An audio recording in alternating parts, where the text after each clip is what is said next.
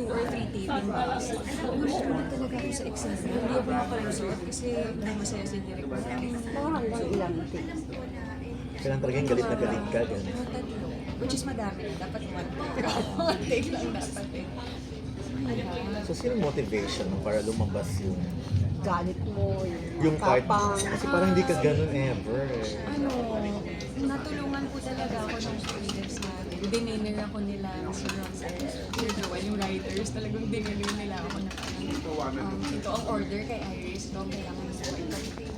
So yun, nung naintindihan ko na, naging mas positive. Tsaka na parang dapat i-enjoy mo din pala yung pagtataray. Talaga? Diba? Kasi yung mga mataray naman, masaya naman silang magtaray. Diba?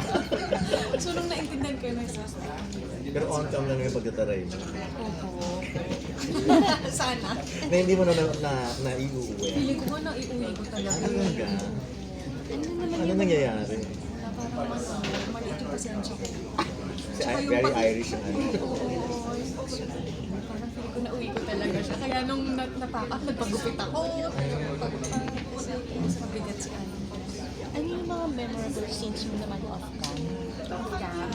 With your Sikat ko! Diniretso na nila.